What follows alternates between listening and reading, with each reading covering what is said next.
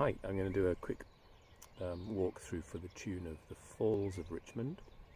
Sometimes you see it called Fall of Richmond. One sounds like a waterfall on a river and the other sounds like a battle in the town of Richmond when it fell. But anyway, either way, it's in sawmill tuning, and I am actually in sawmill tuning, so that's in standard, that is. That's G, D, G, C, D, sawmill tuning. This is how it goes. I'll play, it's in three parts, an A, a B and a C, and it goes A, A, B, B, C, C, and this is the A part, so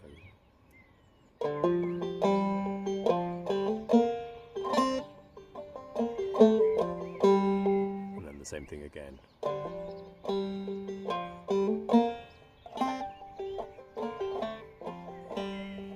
So we'll do that so you can see. And so it starts on the 4th string, the hammer on at the 3rd fret, and then open 3rd string.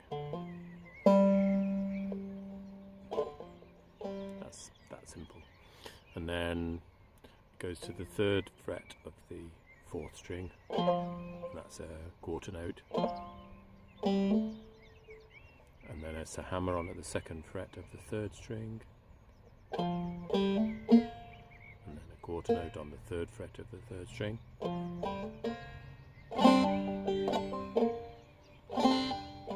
so I hammer on the 2nd fret, 2nd string, like that. So it's a hammer on and then a bum de T, and then a pull off.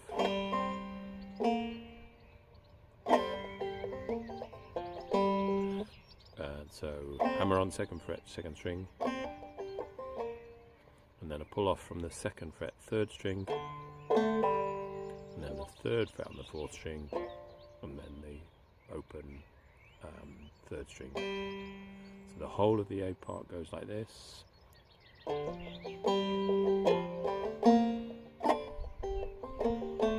And again.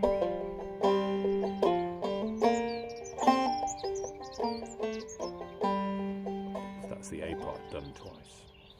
And then the B part goes like this.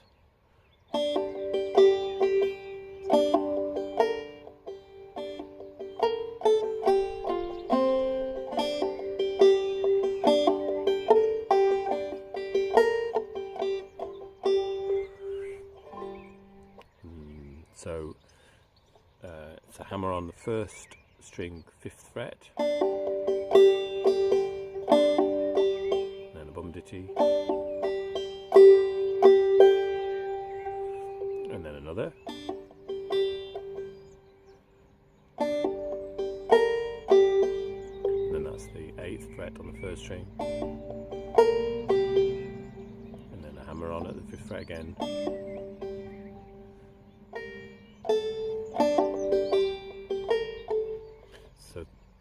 So this hammer on 5th fret, the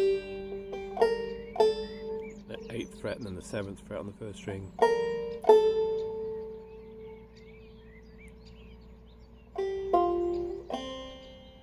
and then you go down to the open. I do anyway. Some people go to the 5th fret on the 1st string, but instead of doing that, the first time through I go to the open 2nd string, which gives a lovely kind of spooky sound.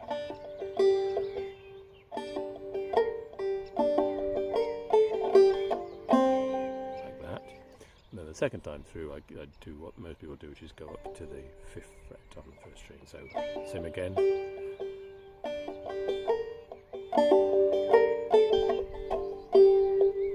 And then that's the end of the B parts. And then C part.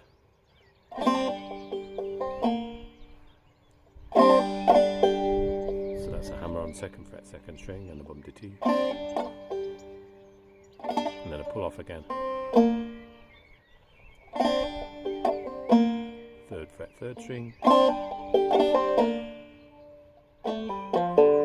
and then it's pull off from the 2nd fret, 3rd string, pull off from the 3rd fret, 4th string, open third string.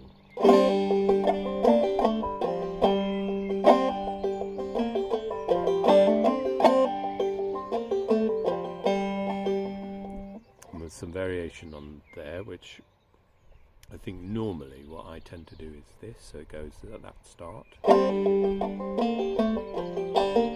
So then I hammer on the 3rd fret of the 3rd string. So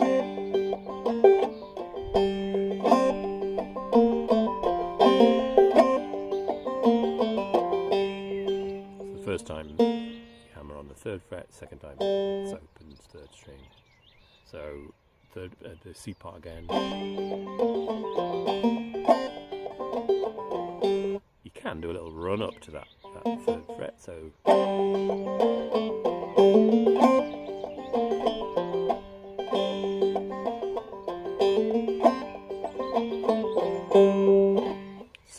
the whole thing put together goes.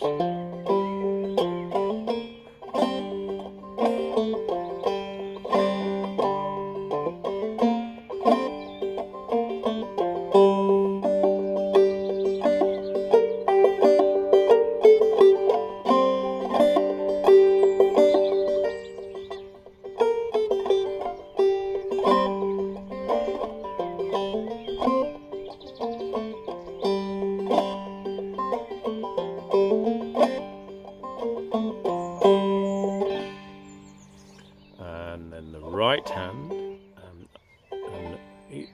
when I make these videos I kind of think that people are probably playing around the same level as me or thereabouts, and so you're sort of happy putting your right hand together yourself, but if not, this is how it goes. So that's the hammer on.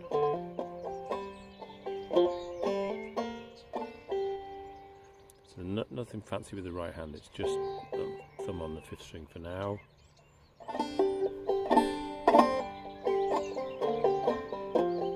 So there's a brush in there.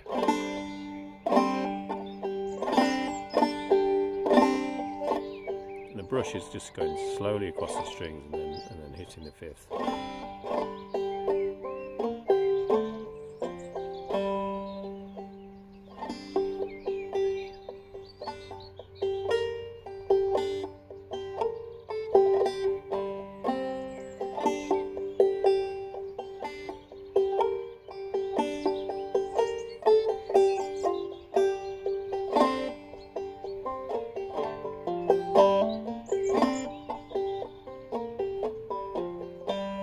No drop thumb in this at all. You're getting lots of repeated eighth notes, so it's quite a busy tune, but you're getting it from hammer-ons and from pull-offs, not from drop thumbing. So I think that's easier. Not everybody thinks that, but I do.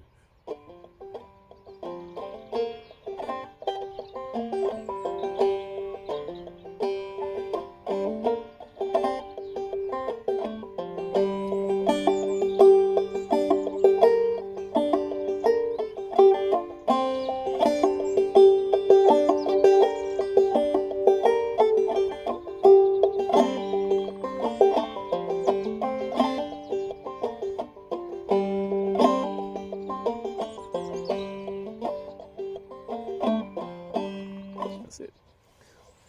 And I mean, you can hear lots of bird songs around me. If you got to this point, you might have just heard the woodpecker, which was hammering away. There it is. I hope you hear that.